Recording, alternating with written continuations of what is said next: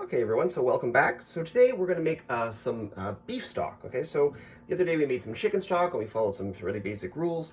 We're going to follow a lot of the same rules when we make our beef stock today. So number one ingredient, of course, we have some bones. Okay, in this case they are beef bones, great big beef bones. You see there's still a little bit of meat attached and some connective tissue. These are going to help give us a really beautiful, deep, rich flavor in our sauce, or in our stock.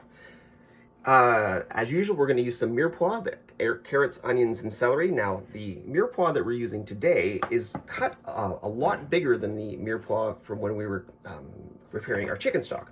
The reason for that is the beef stock that we're cooking is going to be cooking for probably 6 to 8 hours, much longer than the chicken stock.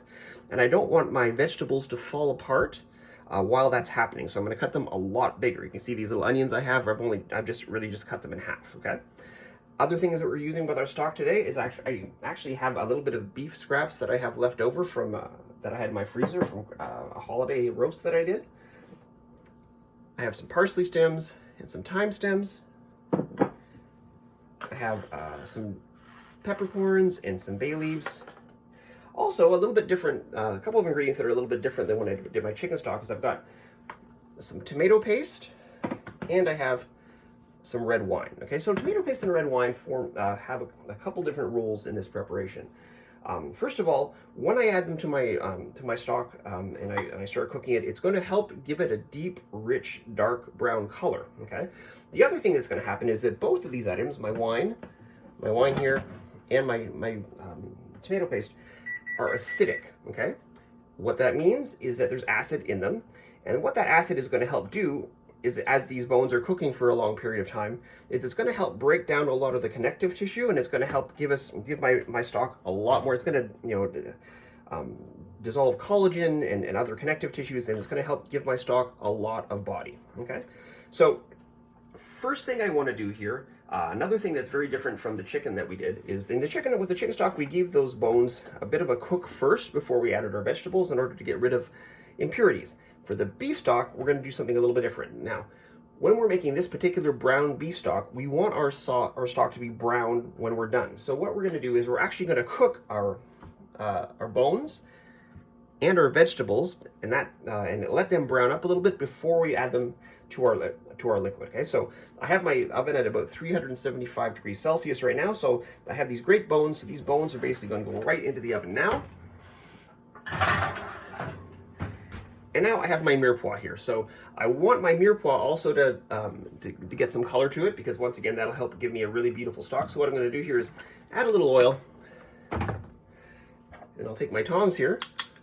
And all I'm going to do is toss the vegetables in the oil a little bit so that they're well coated. Okay. Okay. And that way, what that oil is going to do is when it's cooked on the outside of those vegetables, it's going to help give a nice brown color. Okay, so as I'm cooking, I'm going to put these vegetables into the oven to brown. The bones will take much longer to cook than the vegetables will. One thing I want to keep in mind is as I'm cooking both of these things, I want to get in there about once every 15 to 20 minutes and just turn them and take a look at them, so that my vegetables and my bones will brown nice and evenly all the way around. So I'm going to pop those in the oven now. And we will come back and do the next step when the bones and the vegetables are all nicely browned and cooked. Okay, so at this point, I've had these bones and the vegetables in the oven probably for about 45 minutes. So at this point, I'm going to take you can see that the vegetables have browned up really nicely. Got some nice browning on the carrots and the celery, and lots of nice browning on the onions. So those are pretty much done. You can also see that I've got some really beautiful browning happening here on these bones. Now, the bones I'm going to put them back in the oven just for a little while longer, but before I do, I'm going to do something a little bit different. So what I'm going to do is I'm going to smear them with some tomato paste here. So tomato paste is basically fresh tomato that's been pureed, which means they put it in a blender and blend it up till it's smooth. And then what they do is they dry it out. They remove some of the water so that it thickens it up and it's like a tomato concentrate. So what I'm going to do here is I'm going to take this one's in a nice tube. You can get this, it comes in cans as well. I'm going to put some of this on each of my bones here. Okay.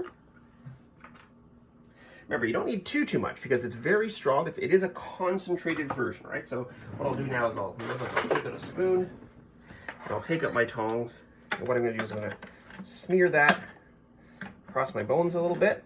And then what I'm going to do when I'm done here is I'm going to put this back in the oven. Okay, it's going to cook up my tomato paste a little bit. It'll also give it a bit of a brown. It'll allow the tomato paste itself to brown up a little bit. Okay, and that browning will help add to the flavor and color of my beef stock. Okay, so there we go. I smeared my bones with a little tomato paste, and now those are going to go back into the oven for a little while longer.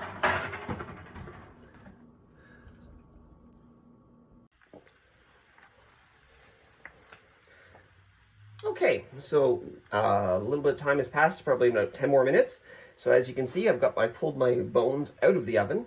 The tomato paste is darkened up. It's not burned, but it has darkened up quite a bit. And like I said, that's going to help add a nice color to my stock. So I have my pot here, okay? So I'm going to start off by taking my veal bones out. Okay, my beef bones, I should say, my beef bones out, putting them into my pot here, okay? Now, I'm doing this fairly quickly because what's going to happen is this. Now, you can see in this pot, I've got a lot of fat. Now, that's fat that's come off the bones. Those are marrow bones, so they've got a lot of fat in the middle. I'm going to take, first of all, and I'm going to dump off as much of this excess fat as possible. Okay? And then what I'm going to do is I'm going to push that off to the side. Now, if I look very carefully at this, I can see that there's little bits of beef and stuff that's actually cooked to the bottom of this pan. And that is really valuable stuff, okay? There's a lot of flavor there. There's a lot of color, potential color that can help add to my stock. So what I'm going to do is I'm going to take a little bit of water here. I'm going to put it in the bottom of my roasting pan, okay? And then what I'm going to do is I'm going to take this wooden spoon, okay, while my pan is still hot. Hopefully, well, it'll be easier if your pan is still hot, okay? And what I'm going to do here is I'm just going to give that a bit of a scrape, okay? Try and get all those little beautiful brown roasty pieces. Okay, I'm going to scrape them off the bottom of my pan here, just very carefully. Okay, and once again, that's beautiful. All that is just golden, wonderful flavor. Okay, this is something called deglazing. Okay, we call this process deglazing. When we take the pan that we've been cooking in, we can be cooking on top of the stove. We could have been roasting something like we are now. Okay, we dump off the excess fat, and then we take a liquid like water or wine or stock, and then we add it to the pan, and we scrape like this in order to get all the really nice, beautiful, flavorful bits out of the bottom of the pan. Okay, so now that that's done, I'm just going to give that a bit of a swirl, and then the whole thing gets dumped into my stock, okay? So that's going to get tucked away. That's wonderful. Next, I have my nice roasted vegetables that I did, okay? So here they are again. So nice roasted carrots and onions and celery. So what I'm going to do here is take all these out of here. Okay, drop them in. You may have noticed that there's a few onion skins that are still in here. In this particular case, now normally when we're using onions, we want to take that skin off because it's not something that we like to chew. It really won't cook. It really won't sort of soften up when you're cooking it. But in this case, we're making something like a stock. You can leave some of that onion skin on because what that's going to help you do is basically going to help give you a little bit more brown color when you go to cook your vegetables and you're eating your stock. Now, looking again, here you can see that I've got some more of that deposits at the bottom of my pan. So what I'm going to do is I'm going to do exactly the same thing as I did with the bones. Throw a little water in there. Okay, I'm just going to give that a little bit of a scrape, okay? So what that's going to do is it's once again, it's going to help me remove as much flavor from these vegetables and extract as much flavor as I can, okay? I don't want to leave any flavor and beautiful color in the pans that I'm cooking, okay? I want all that stuff in my pot with the bones so that when I have my finished liquid will be as nice as it can be, okay? So even if you look there, if you look right there, look at how brown that is, okay? That's just gorgeous, okay? And I don't want to waste that, so give that a bit of a swirl, and then all of it, once again, goes right into my pot. Wonderful, okay? So there I've got my bones, okay? I've got my vegetables. So what else have I got here? So in here, remember I had told you before I have some scraps of beef and some roasted bones from what I was cooking before. I've had that in my freezer. So I'm going to dump that in here. It's just going to help me have a more beautiful stock, okay? As well, I have my bay leaves and my peppercorns here. These are whole peppercorns. Once again, I haven't broken them up, okay? If you leave them whole, they'll be easier to remove later on when you have to strain your stock. So all that's just gonna pop in there like that. Wonderful. Over here, I have my parsley stems and my fresh thyme, okay? You don't even have to have leaves on this thyme. Usually we're just going to use the stems. We kind of use it as a leftover, use the leftover bits. These, the thyme stems and the parsley stems are not really something you would chew and eat. However, that once again, they do have a lot of flavors. So we add them into the stock and basically we infuse it. They'll help infuse the stock with flavor, kind of like a tea, okay? Last thing I want to add to this before I add my water, okay, I've already added some beautiful tomato paste, as we said. The tomato paste is going to help sort of break up connective tissue, and it's going to help give me some nice flavor and color. But we added that by adding that, smearing that on our bones, okay? So that's great. I'm going to tuck that away.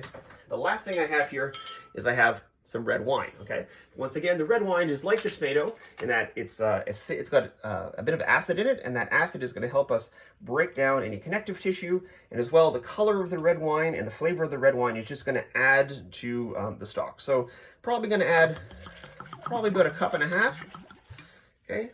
Pop that in there like that, maybe a little more because I like wine. Pop that over there like that, okay? And that's basically... Okay, so what I'm going to do now, off camera, is I'm going to add enough water to come up to about here, okay? So maybe about 1 inch over my bones. That's a little bit more than we added when I added my chicken stock, because remember, this stock is a beef stock, so it's going to cook for a lot longer than my chicken stock, okay? So I'm going to add my water, I'm going to bring that up to a boil, and then I'm going to turn it down to a simmer, and I'm going to let it cook. And as I let it cook, what I'm going to do is I'm going to skim, and I'll demonstrate that in just a little bit. Okay, so my beef stock has been simmering away here for 3 or 4 hours. So what I'm going to do now is I'm going to skim it. So like we did with the chicken stock, we kind of go across the top, just capturing the sort of the top layer of the liquid, getting rid of any sort of stuff that we don't want there. For this time, what you're going to see here, so I take a look at this, see this sort of golden liquid? This is beef fat, okay? This is not something I want into my stock, because if it boils into my stock, it can make it very cloudy. So, and you can see there's fat. I've already skimmed off a little bit here. So what I'm going to do is I'm basically going to go around like this and just kind of capture the very top layer. It's kind of skim, as we call it. Okay, it's going to go around the edges like this. Okay, back and forth a little bit. Try and get as much of that liquid off there as possible, that fat, okay? So that it doesn't, when it cooks, it doesn't simmer into my stock and make it cloudy, and it doesn't give it a really sort of fatty sort of flavor, which is not really considered as something that's very good, okay? So right there, skimming the stock. All right, so here we go. My beef stock's been cooking for about 7 hours now. So what I want to do now is I want to strain it, okay? So I've got this beautiful, rich, deep brown liquid, but now I want to remove it from the bones and the vegetables and the herbs that I use to get that beautiful brown color and that fabulous, rich beef flavor. So what I'm going to do is I've got my ladle here, okay? So I'm going to dip my ladle, going to push down gently, okay? I'm going to fill my ladle up with liquid like this, and then I'm going to bring it over here, and I've got a fine mesh sieve and another pot. So basically all I'm going to do is ladle that through the sieve, and that my sieve here, or my another name for that is a chinois or a china cap. And what that's going to do is that is going to remove all the tiny little pieces and bits of stuff that's going to, and that what that'll do is allow me to have a nice liquid that's just liquid and not pieces of stuff, okay? So we're just going to keep on doing this like this.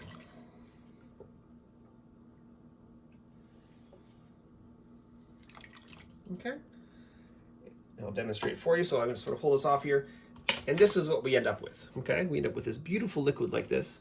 Now you'll see that there's a little bit of a sheen of fat left over. It's kind of hard to get all the fat off of your beef stock, but what you'll find is if you take this and you put it into the refrigerator now, all that beef fat, it's an animal fat, so when it's cold, it'll actually turn solid. And then what you can do is you can actually just pick it up off the top of the stock, and it'll allow you to get rid of the rest of that fat fairly easily. And that is how you make a nice beef stock.